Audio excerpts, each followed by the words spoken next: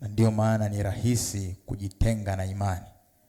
Kwa hiyo tukasema ili jambo hili lisiwapate Wakristo au waamini wa Yesu katika siku za mwisho, kila mmoja anapaswa kuhakikisha anapata uamsho. Na kwa kuanza nikasema uamsho ni kurudi kwenye uzima baada ya kufa. Kurudi kwenye uzima baada ya kufa. Na tukasema uamsho huu hautoki juu mbinguni, bali ni ndani ya mioyo yetu. Tukamwona mwana mpotevu siku ile, kama tunakumbuka vizuri, namna ambavyo aliondoka kwa baba yake akahesabiwa kama mtu aliyekufa, lakini baadaye akarudi kwa baba yake, na baba yake akarudisha tena upendo kama mwanzo, na kijana yule akaonekana tena yuko hai. Lakini hayo yalikuwa ni matokeo ya yeye kuzingatia moyoni. Kwa hiyo hata sisi siku za leo tunapotaka uamsho, kurudisha uzima, ni lazima uzingatie moyo wako umebeba nini. Utengeneze moyo wako, huo ndio uamsho. Jambo la pili, tukaangalia uamsho, tukasema ni kurudi kwenye asili. Tuliona asili yetu kama kanisa, tukaziona asili kama 5 hivi. Tukaangalia na mambo mengine mengi. Siku ya mwisho tukaangalia mambo yanayoambatana na uamsho, kwamba wengi tunapokea uamsho lakini baada ya muda tunakufa, kwa sababu tunashindwa kujua ni vitu gani tunapaswa kuvifanya baada ya kuamka. Kwa hiyo unakuwa umepokea uamsho leo, umeomboleza leo, lakini kesho uko pale pale, kwa sababu kuna vitu huvijui ambavyo unatakiwa kuvifanya. Kwa tuliangalia mambo mengi ambayo siwezi nikarudia yote, lakini huo ni muktasari mfupi. Na siku ya leo ninataka tukaangalie maana ya 3 ya uamsho, alafu baada ya hapo twende tukamwone Mungu. Bwana asifiwe. Uamsho, tutaangalia kitabu kile cha Hagai sura ya 3, Habakuki sura ya 3 mstari ule wa 3 au wa 2. Biblia inasema, E Bwana, nimesikia habari zako nami naogopa. E Bwana, fufua kazi yako katikati ya miaka, na katikati ya miaka tangaza habari yake, na katikati ya ghadhabu kumbuka rehema. Maana ya 3 ya uamsho inasema ni Mungu kushuka kwa uweza mwingi katikati ya watu wake. Uamsho ni Mungu kushuka kwa uweza mwingi katikati ya watu wake. Kama tuko pamoja, hebu punga mkono. Naona watu kama vile mmelala hivi, sasa sielewi. Tuko pamoja kweli? Uamsho ni Mungu kushuka katikati ya watu wake kwa uweza mwingi na nguvu zake. Katika kitabu hiki cha Hagai ambacho tumekisoma, Habakuki anasema, E Bwana, nimesikia habari zako nami ninaogopa. Kwa nini Hagai anasema anaogopa? Ni kwa sababu katika sura ile ya kwanza alifanya maombi ambayo kiini chake kikubwa kilikuwa ni masikitiko, kwamba kwa nini uovu umezidi mpaka haki haionekani tena, kama jinsi ambavyo ndani ya kanisa leo dhambi zimekuwa ni nyingi na udunia umeongezeka, ibada zimegeuka burudani kwa wingi kuliko watu kukutana na Mungu. Kwa hiyo Hagai alipolitazama jambo hili likamfanya alie mbele za Mungu, akamwambia Mungu, kwa nini ninalia mbele zako kwa sababu ya udhalimu, lakini wewe Bwana umekaa kimya? Kwa hiyo Habakuki alichanganywa sana na uovu ambao ulikuwa ukiendelea, ambao ulikuwa haustahili kuendelea katikati ya watu wa Mungu, kama ambavyo uovu haustahili kuwepo ndani ya kanisa la Yesu, kwa sababu kanisa la Yesu ni kanisa takatifu, na kila anayeingia katika kanisa hilo ni lazima ajipange sawa sawa kuyaishi maisha matakatifu.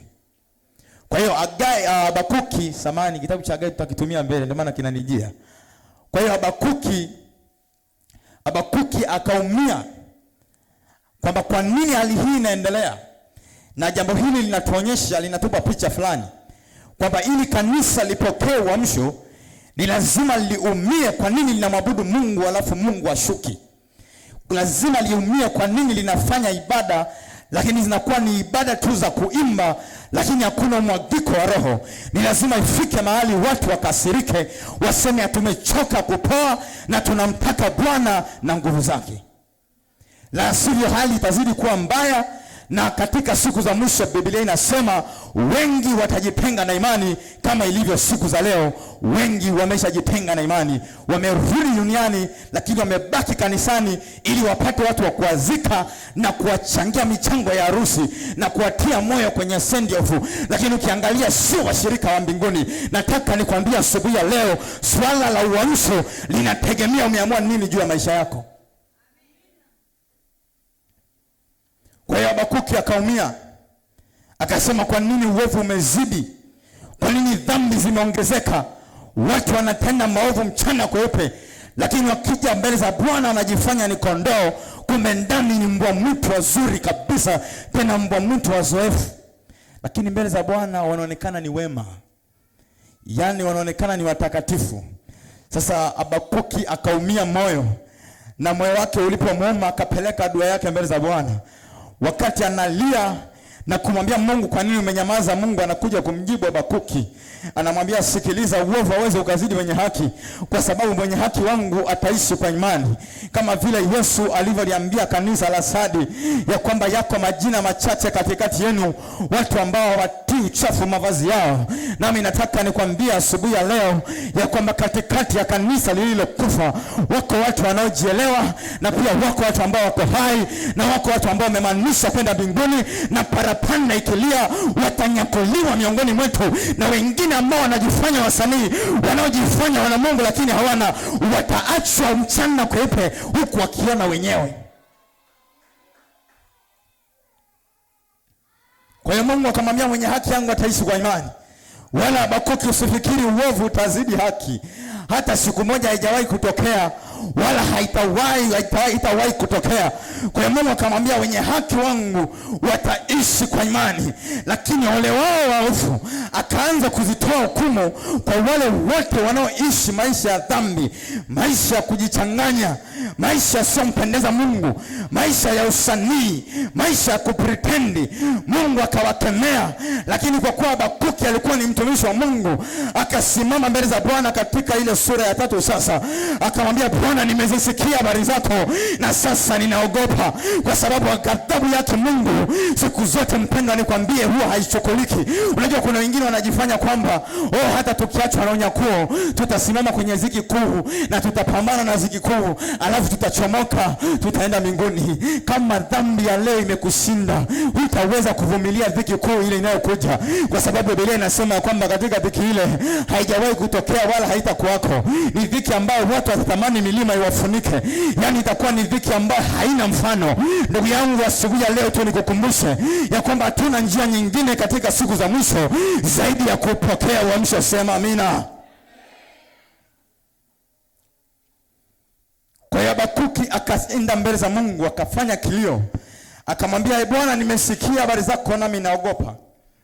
Akasema, Bwana, fufua kazi yako katikati ya miaka, na katikati ya miaka tangaza habari yake, na katikati ya ghadhabu kumbuka rehema.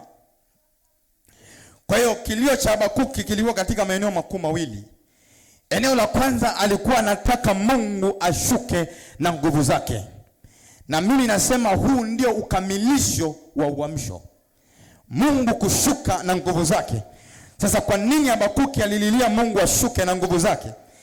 Ni kwa sababu Mungu anaposhuka na nguvu zake siku zote mambo huwa yanabadilika, vikwazo vinaondoka, mambo yanabadilika Mungu anaposhuka na vikwazo vinaondoka. Sikiliza nikwambie, watu wengi wamekufa siku za leo kiroho kwa sababu ya vikwazo kwenye maisha yao. Dhambi ni kikwazo. Dhambi inapoingia kama kikwazo inamfanya mtu afe kiroho. Sasa wengine wamekutana na kikwazo cha dhambi, na dhambi imewapepeta, dhambi imewashikilia, dhambi imewafanya watumwa, na wengine ikafikia hatua kwa sababu wanatubu na wanarudi dhambini kila siku. Kwa hiyo wakafanya toba, wanamwambia Bwana, sasa tunaomba tu sasa utusamehe, na ukisha tusamehe yani hatutarudia, na tukiturudia Bwana tuchukue, yani Bwana tumalize. Kwa sababu gani? Amefanya toba mpaka inafikia hatua haamini tena kama Mungu anaweza akamsamehe. Dhambi imekuwa kikwazo kwake, kwamba hawezi tena hata kumwabudu Mungu, hawezi kuishi maisha matakatifu, hawezi kutembea na Mungu, na amemkosea Mungu kwa kiwango ambacho hafikiri tena kama kuna msamaha uliosalia kwa ajili ya maisha yake. Kwa hiyo mwisho anaamua kutoa promise kubwa kwa Mungu, ile kubwa kubwa, kwamba sitakukosea tena, na nikikukosea Mungu nichukue. Sikiliza ndugu yangu, nikwambie utakufa bure ukifanya hivyo, kwa sababu dawa ya dhambi ni Mungu kushuka kwenye maisha yako. Dawa ya dhambi sio kuipa kiapo. Dawa ya dhambi ni pale Jehova anapoacha enzi na mamlaka na kushuka juu ya maisha yako. Tunamtazama nabii Isaya. Isaya anaingia hekaluni kumwabudu Jehova, lakini huku ana dhambi. Alipomwona Mungu katika uweza na utakatifu wake, akaambiwa atubu. Alitubu mwenyewe na dhambi ilimwacha. Sikiliza kanisa, niwaambie, dawa ya dhambi kuliachia kanisa sio kuweka mbwembwe nyingi kanisani, bali dawa ya dhambi ni kumruhusu Roho Mtakatifu alitawale kanisa. Sema amina. Hiyo ndio dawa ya dhambi. Na alipoona hiyo swala Habakuki akasema, Bwana, katikati ya miaka tangaza habari.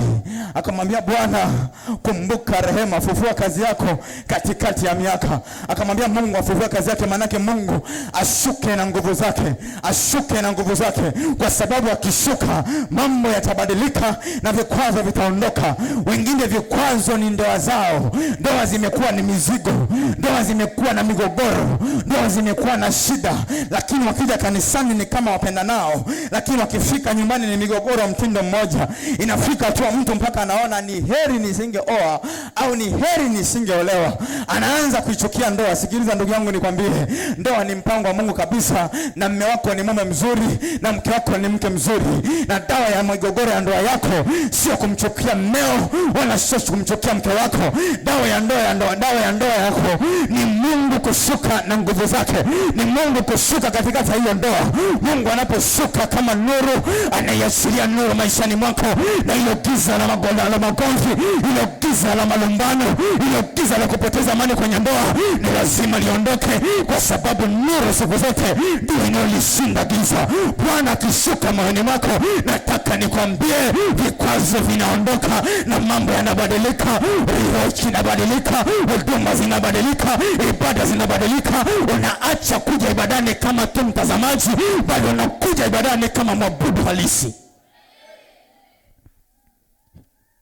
Na solution ni Mungu kushuka na nguvu zake. Sema amina.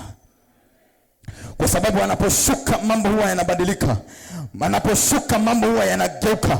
Anapoachilia uwepo wake, kuna vitu vinaanza kutokea.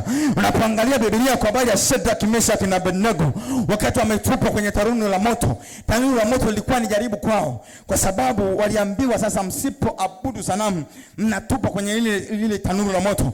Sasa wamefika hatua, wako mbele ya mfalme, na wao kwa sababu wanamwamini Mungu asiyeshindwa, Mungu anayeweza kufanya mambo makubwa, wakamwambia mfalme, hatuhitaji kujibu chochote juu ya jambo hili. Yaani Mungu wetu sisi anaweza kutokoa na huo moto, lakini hata sipotokoa sisi hatuwezi kuabudu hiyo sanamu yako. Kwa hiyo mfalme akaghadhibika, akaikoka ule moto mara 7 kuliko kawaida yake. Kwa hiyo kwa kawaida ni lazima ungeogopa, na Biblia inasema waliowasindikiza kuwatupa kwenye ule moto wenyewe walikufa kwa sababu ya makali ya ule moto. Kwa hiyo ule moto ulikuwa ni mkali usio kwa kawaida. Kwa hiyo ingekuwa ni wewe leo, yamkini ungetetereka kiimani, lakini Shadraka, Meshaki na Abednego wao walijua kwamba pamoja na tunatupwa kwenye moto, lakini ikitokea Bwana akashuka, huu moto utakuwa hauna nguvu tena juu ya miili yetu. Nataka nikwambie, wakati wametupwa watatu, mfalme anashangaa ndani ya lile tanuru, anamkuta mtu wa nne ameshuka. Yesu Kristo Bwana wa Bwana ameshuka katikati ya ile moto. Aliposhuka katikati ya ile moto, Biblia yangu inaniambia ule moto ulikosa nguvu juu ya mavazi ya Shadraka, Meshaki na Abednego, na ulikosa nguvu juu ya miili yao. Ule moto ulishindwa kuteketeza mpaka nywele. Alafu Biblia yangu inaniambia mfalme akasikitika, akawaita wale jamaa watoka nje. Walipotoka nje, Biblia inasema hata harufu ya moshi ikuwepo katika nguo zao. Nataka nikwambie juu ya wewe unayepitia kwenye majaribu yaliyoua kiroho chako, solution ni Mungu kushuka. Mungu akishuka, nataka nikwambie hilo jaribu unaliona kama moto linakuwa lina nguvu tena, linakuwa lina uwezo tena. Hiyo dhambi uliyoiona kama moto inakutenga na uwepo wa Bwana, unakuwa hauna nguvu tena. Na asubuhi ya leo tunamtaka Bwana akashuke, tunamtaka Bwana akashuke. Kanisa linatia aibu. Haiwezekani tuabudu alafu tutoke wakavu. Haiwezekani tuje kanisani alafu ni watenda dhambi. Haiwezekani tunamwabudu Jehova huko tumechapa vimini. Haiwezekani. Ninakataa kwa jina la Yesu, ninakataa. Na mimi nasema Bwana alirudie kanisa lake tena. Sema amina. Kwa sababu hali ni mbaya, hatuwezi kuendelea kuipenda dunia. Dunia imeingia kanisani. Nami nataka nikwambie wewe mtu wa Mungu uliyemaanisha kwenda mbinguni, solution ni uwepo wa Bwana ushuke. Nguvu za Mungu zinaposhuka na uwezo wake, nataka nikwambie dhambi inachomoka yenyewe, uovu unachomoka wenyewe. Ukimtazama Zakayo anakutana na Yesu nyumbani kwake. Yesu anakula chakula wala hakuongea naye. Zakayo mwenyewe akaanza kusema uovu wake, akasema Bwana, kila niliyemdhulumu nitamrudishia. Yani anaanza kuongea mwenyewe kwa sababu amekutana na uwezo na nguvu za Mungu aliye hai. Sema amina. Sasa nini kinatokea pale Mungu anaposhuka? Kuna mambo yanatokea pale Mungu anaposhuka. Soma Isaya 40:31. Biblia inasema bali wamngojao Bwana watapata nguvu mpya, watakwenda juu kama tai, watapiga mbio wala hawatazimia. Yani jambo linalotokea la kwanza kabisa pale Mungu anaposhuka. Mungu anaposhuka na nguvu zake, jambo la kwanza huwa anatufanya kuwa upya. Yani anatufanya upya nguvu zetu. Biblia inasema hivi, watapata nguvu mpya. Kupata nguvu mpya, Biblia inamaanisha nini? Jambo la kwanza pale Biblia inamaanisha kwamba watapata nguvu ya kuwasaidia na kuwawezesha kushinda udhaifu walio nao. Yani ule udhaifu, vile vikwazo, zile shida ambazo zinakutesa na kukunyonya nguvu kiimani. Bila nasema wamngojao Bwana wanapata nguvu mpya. Nguvu ya kuwasaidia katika udhaifu. Na jambo hili analielewa Paulo. Paulo anasema nilipo dhaifu ndipo nilipo na nguvu. Kwa sababu mimi ni mtu ninayemngoja Bwana. Ni mtu niliyejikabidhi maisha yangu kwa Bwana. Ninamtumaini Bwana kwa nguvu zangu zote. Biblia inasema watu kama hao wanapata nguvu mpya. Lakini anasema pia watakwenda juu kama tai. Yani kwenda juu kama tai maana yake unainuliwa juu ya shida na dhiki ulizo nazo. Yani Mungu anakuinua juu ya magonjwa, Mungu anakuinua juu ya majaribu yako. Yani Mungu anakuinua juu kama tai mawinguni ambavyo anapanda anakaa juu kule. Kwa hiyo hii tunasema ni tendo la kufanywa upya. Bwana Yesu asifiwe sana. Na ukiangalia juu Biblia inaposema watapiga mbio wala hawatachoka, maana yake Mungu anaposhuka anatufanya upya. Tunapata bidii ya kiroho ya kutembea na Mungu, ya kuomba, ya kusoma neno na ya kuongozwa na Roho. Yani ni bidii ambayo hauchoki. Kama Mungu asivyochoka, na wewe unapokea upya wa kutokuchoka. Bwana Yesu asifiwe sana. Sasa hili ni jambo la kwanza linalotokea pale Mungu anaposhuka, anatufanya upya nguvu zetu. Kanisa limekufa kwa sababu nguvu za Mungu zimeondoka. Yani nguvu tulizonazo ni za uchovu. Ndio maana unakuta Mkristo ana uwezo wa kukaa hata bila kusoma neno wiki nzima. Mkristo anakuwa na uwezo wa kukaa bila maombi. Yeye ni kula, yani Mungu wake anageuka kuwa tumbo. Yani Mungu anakuwa ni tumbo lake. Kwa sababu gani? Kuanzia Jumatatu mpaka Jumapili yeye ni kula na kushiba na kunywa. Mpaka pale maombi yanapotangazwa kanisani, ndipo anakumbuka kuna kitu kinaitwa kufunga duniani. Lakini ni mtu anayesema nimeokoka, ninaenda mbinguni. Sasa hiyo ni dalili ya kuonyesha kwamba tayari kuna uchovu wa kiroho ndani yako. Pale ambapo unashindwa kukaa katika neno, kuishi katika neno na kutembea katika neno, maana yake tayari uchovu wa kiroho umeingia. Sasa Mungu akishuka na nguvu zake, anachokifanya anakufanya upya. Maisha yako yanageuzwa, yanakuwa mapya. Kile kiroho ambacho ulikuwa nacho kipindi ukimwamini Yesu, na ile bidii ambayo ulikuwa nayo ile kufanya mpaka ukeshe kanisani umtake Bwana na nguvu zake, Mungu anairejesha tena kwa upya, na unakuwa nayo kiasi cha kwamba unafanya mambo yale bila kuchoka. Sema amina. Bwana Yesu asifiwe sana. Lakini ni pale Mungu anaposhuka anaachilia nguvu mpya. Yaani kama ni una huduma kanisani, unaifanya kwa moyo wa kupenda na unaifanya kwa bidii. Kama ni mwimba kwaya, unaimba kwa bidii, sio unafanya mazoezi alafu ibadani huji. Sasa huo ni uhuni. Bwana Yesu asifiwe sana. Huo ni uhuni. Sasa uhuni huo unaondoka pale ambapo Mungu anashuka. Kwa nini leo hii tunateseka na shida nyingi za kiroho? Ni kwa sababu maisha yetu hayana uwepo wa Mungu. Yaani hayamruhusu Mungu kushuka. Na ndio maana unakuta hata tukiabudu watu wamekaa kama vile wamepigwa gundi. Yaani mtu ametoa macho ni meupe kama amepigwa deki. Kwa sababu gani? Uwepo wa Mungu maishani mwake haupo.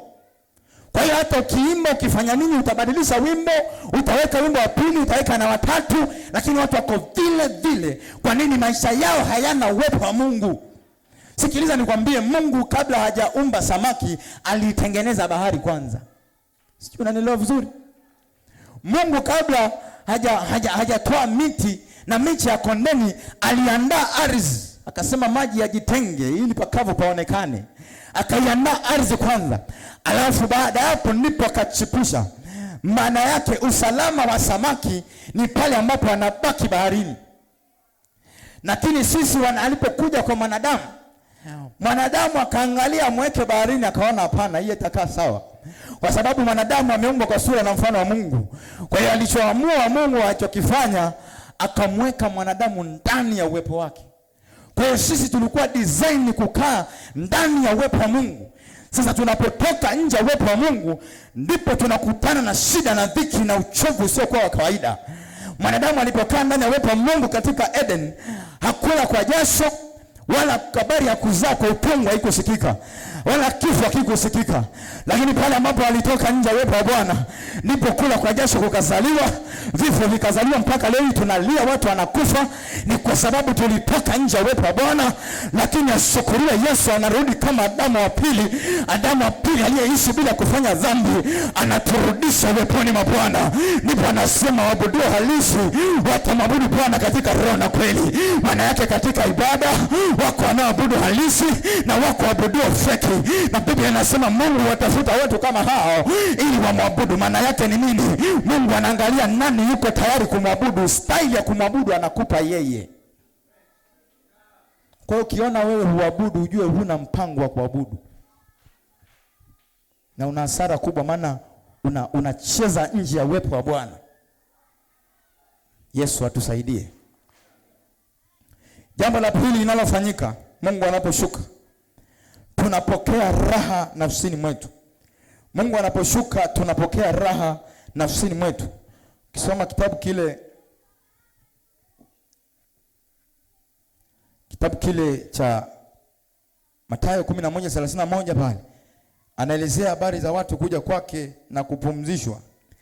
Mwishoni anasema mjitieni rangu, mjifunze kwangu, maana mtapata raha nafsini mwetu. Tumesema uhamisho ni kurudi kwenye uzima, na Yesu ni uzima.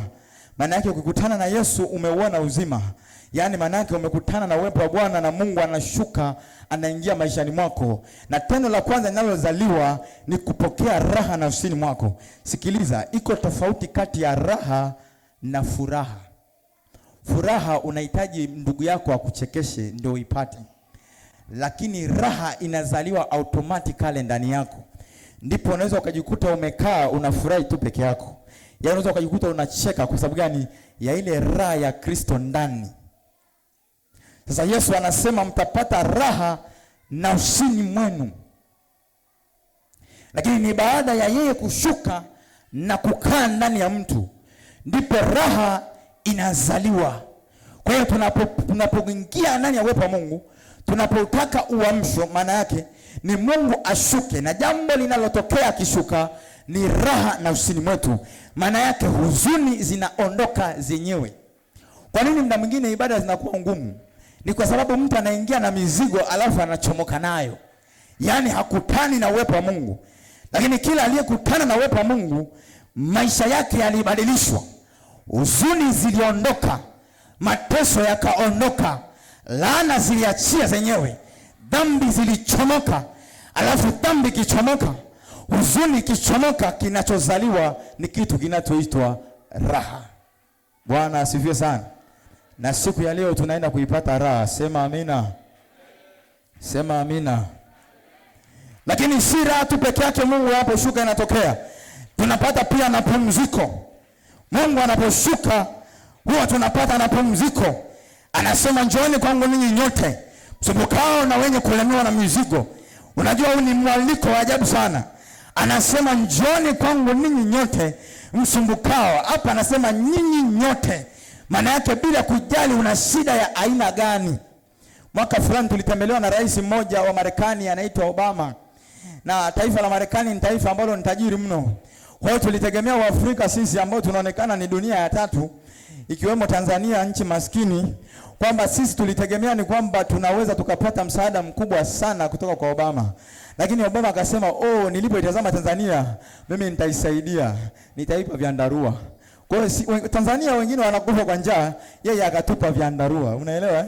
Yaani pamoja na utajiri alionao, alishindwa kusaidia wenye njaa, alishindwa kusaidia wanaohitaji mavazi. Yeye akasaidia eneo moja tu la kung'atwa na mbu, akatoa vyandarua. Vile vyandarua akavitoa bure kuwasaidia watu wasing'atwe na mbu. Lakini si Yesu anafanya hivyo. Yesu anasema njooni kwangu ninyi nyote msumbukao na wenye kulemewa na mizigo. Maana yake wenye mizigo ya ndoa njooni, wenye mizigo ya uchumi wa umasikini njooni, maana ndani yangu mimi iko nguvu ya kupata utajiri.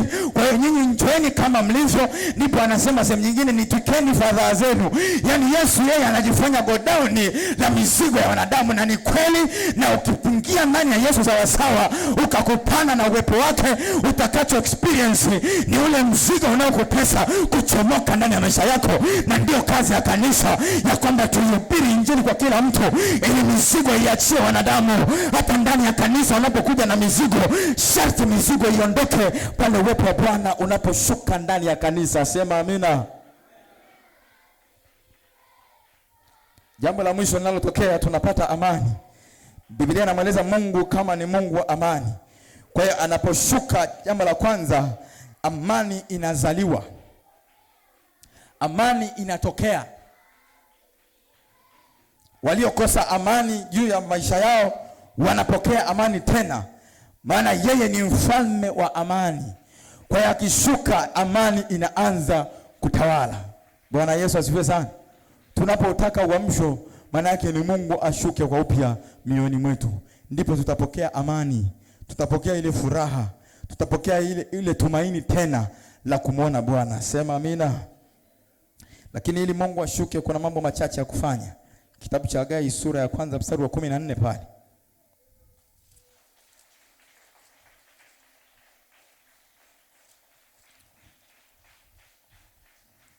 Hagai sura ya 1 mstari wa 14, Biblia inasema Bwana akaiamsha roho ya Zerubabeli mwana wa Shealtieli liwali wa Yuda, na roho ya Yoshua mwana ya Yosadaki kuhani mkuu, na roho zao mabaki ya watu wakaenda wakafanya kazi katika nyumba ya Bwana, Bwana wa majeshi Mungu wao. Turudi mstari wa juu kidogo.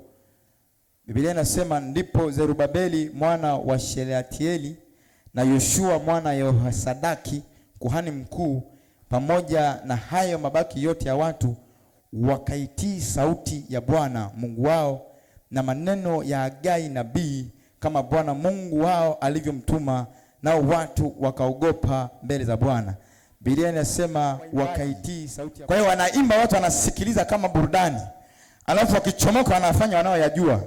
Na ndio maana utakemea maovu, lakini bado watu watafanya vile vile. Sikiliza, uamsho unakuja pale ambapo watu wanalipokea neno la Mungu kwa dhati ya mioyo yao, na wanapokusudia kugeuka, ndipo Mungu anashuka na kuamsha maisha yao. Lakini kama tutahubiri leo kwamba watu waache kuvaa vimini kanisani, watavivaa tena, maana yake tuelewe kwamba uamsho hautashuka. Kama tutakuhubiri habari za kumwabudu Mungu kwa kumaanisha, alafu wewe unakuja unasimama kama sanamu Maria, nataka nikwambie uamsho hautashuka. Na kikwazo cha kwanza ni moyo wako, unalipokeaje neno. Bwana Yesu asifiwe. Sisi tunaelewana vizuri? Jambo la kwanza lazima tuelewe kwamba ili uamsho uje, lazima neno la Mungu likubaliwe kama neno la Mungu. Tusilipokee neno la Mungu kama story. Neno la Mungu sio simulizi. Biblia inasema neno la Mungu li hai, tena ni kali kuliko upanga wote ukatao kuwili. Yaani neno la Mungu linaheshimiwa na effect yake katika ulimwengu wa roho. Biblia inasema ni kama nyundo, ni kama moto. Kwa hiyo neno la Mungu ni Mungu mwenyewe. Ukilikataa neno, maana yake umemkataa Mungu. Sasa ukimkataa Mungu, Mungu hawezi kushuka. Utabaki na kiroho hicho. Utaishi maisha ya kujichanganya hayo. Utakuwa mlokole wa kuja kanisani kama dini.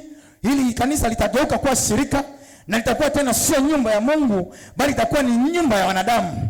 Kwa sababu kama nyumba itakuwa haina uwepo wa Mungu, nyumba yote ya ibada inapokosa uwepo wa Mungu, inakuwa tena sio nyumba ya Mungu, bali inakuwa ni nyumba ya watu kukaa na kushangaa, wakitoka hapo wanabaki walivyo.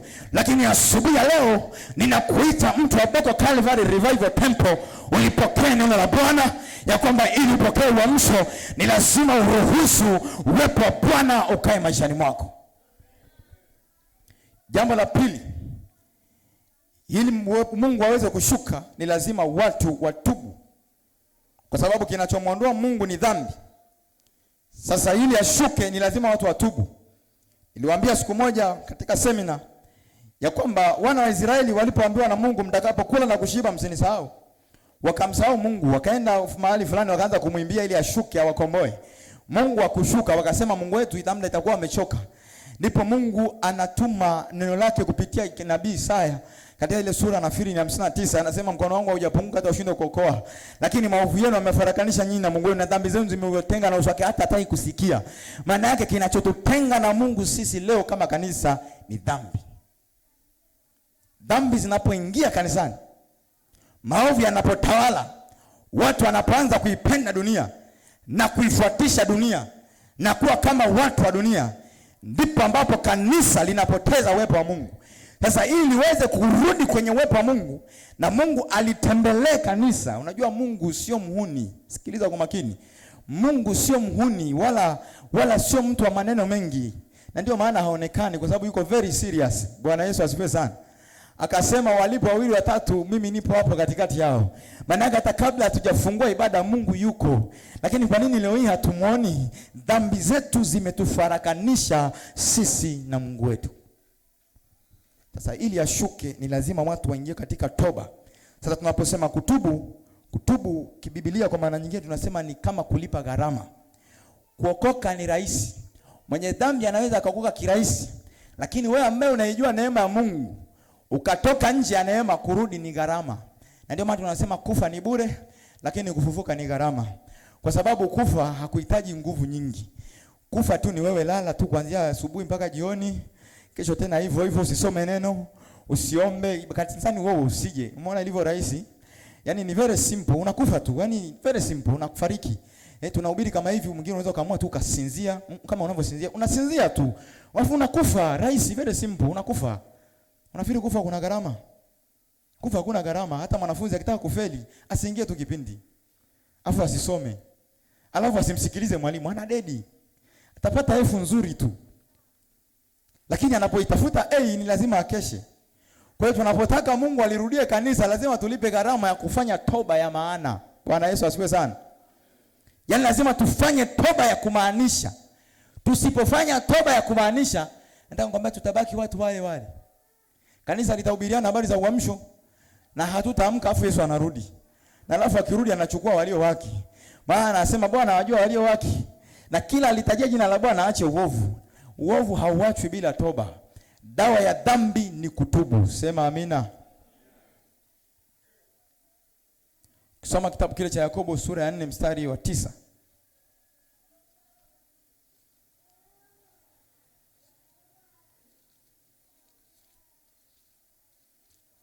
Biblia inasema, tuanze mstari wa 8, inasema mkaribieni Mungu naye atawakaribia ninyi. Takaseni mikono yenu enyi wenye dhambi, na kuisafisha mioyo yenu enyi wenye nia mbili. Huzunikeni na kuomboleza na kulia. Kucheka kwenu na kugeuzwe kuwa maombolezo, na furaha yenu kuwa hamu. Hapa Yakobo anajaribu kuonyesha namna ambavyo kuna gharama kubwa unapoamua kumrudia Mungu kwa upya. Anasema huzunikeni na kuomboleza na kulia. Kucheka kwenu kugeuzwe kuwa maombolezo. Na hivi ndivyo walivyofanya watu wa zamani walipotaka Mungu arudi tena. Walilia, waliomboleza. Biblia inaeleza wengine walijitia michanga kichwani, wengine walirarua nguo zao, wengine walilala kifudifudi mbele za Bwana, na wengine walinyoa nywele. Yaani kulikuwa na aina nyingi za watu kumrudia Mungu, lakini kipindi nafikiri cha Yoeli, Mungu akawaambia rarueni mioyo yenu wala si mavazi. Kwa sababu wengine walikuwa wanararua mavazi yao tu kama fashion. Kama ambavyo leo hii watu tunavyopiga magoti tunalia kama fashion. Alafu tukitoka hapo umbea huko pale pale, dhambi ziko pale pale, unafiki mle mle, kila kitu pale pale. Kwa sababu gani? Ya watu kuona toba ni jambo la kawaida. Lakini toba, tuelewe ya kwamba toba inamrudisha Mungu. Bwana Yesu asifiwe sana. Na kama kanisa linataka kurudi tena kwa Mungu ndani ya uwepo wa Roho Mtakatifu, ambayo ndio asili yetu sisi kama kanisa, ni lazima kanisa litubu. Litubu kwa kumaanisha liombe rehema. Na ukisoma kitabu kile cha Yeremia, Mungu anasema hapendi kuumiza moyo wa mwanadamu. Maana yake mwanadamu anapolia na kutubu, anapoamua kumkaribia Mungu kwa upya, Mungu anamkaribia tena. Sema amina. Mungu anajifunua tena. Asubuhi ya leo tunapoenda kuingia kwenye maombi, sina ujumbe mrefu. Asubuhi ya leo tunapoingia kwenye maombi ya kumtaka Mungu ashuke tena kwa upya ndani yetu, ni lazima tuelewe kwamba tunapaswa kufanya toba ya maana. Maana hata kama tukatubu lakini pia Mungu asiposhuka kuna shida. Lakini toba inamfanya Mungu ashuke kwa upya maishani mwetu. Bwana Yesu asifiwe sana. Kwa hiyo tukitaka tupokee uamsho baada ya kuelewa kwamba tumekufa na tunamhitaji Mungu kwa upya, ni lazima tufanye toba ya kumaanisha. Bwana Yesu asifiwe. Tufanye toba ya kiwango cha hali ya juu. Kama ile toba ambazo walifanya mitume, walifanya manabii. Mungu alipoletea taifa la Israeli, tunamwona Danieli analililia taifa la Israeli litoke utumwani baada ya ukamilifu wa miaka 70 iliyotabiriwa na kina nabii Yeremia. Akaanza kulililia taifa la Israeli. Akamwambia Mungu, sikutolei maombi haya kwa kuwa nina haki, bali nakutolea maombi haya kwa sababu rehema zako ni nyingi. Asubuhi ya leo tunapoomba rehema, hatuombi rehema kwa sababu tuna haki, bali tunaomba rehema kwa sababu Mungu wetu ni Mungu wa rehema. Na anasema anamrehemu yule anayemrehemu. Yaani Mungu anamrehemu yeye amrehemuye. Na amrehemuye ni wewe hapo ndugu yangu unayenisikia. Ukiamua kufanya toba, Mungu anaweza kukurejesha tena kile kiwango cha maombi ulichokipoteza, kile kiwango cha kulifahamu neno ulichokipoteza, kile kiwango cha kuabudu katika roho na kweli ulichokipoteza. Kama vile Mungu alivyoumba tumbo la Sara ambalo lilikuwa ni tasa kwa muda wa miaka mingi, Mungu ashindwe kuumba kiroho kipya tena kwenye maisha yako. Lakini inategemea umelipokeaje neno la Bwana siku ya leo. Inategemea unaamua kufanya toba kiwango gani. Lakini mimi kama mhubiri wa Injili nataka nikwambie ndugu yangu, ni heri leo ufanye toba ya kumaanisha, kwa sababu hatujui nini kitatokea baada ya masaa kadhaa. Biblia inasema Yesu atarudi kama mwivi, na alafu atanyakuwa walio wake. Anasema wawili watakuwa wamelala pamoja, mmoja anatwaliwa, mmoja anaachwa. Wengine watakuwa shambani, mmoja anatwaliwa, mwingine anaachwa.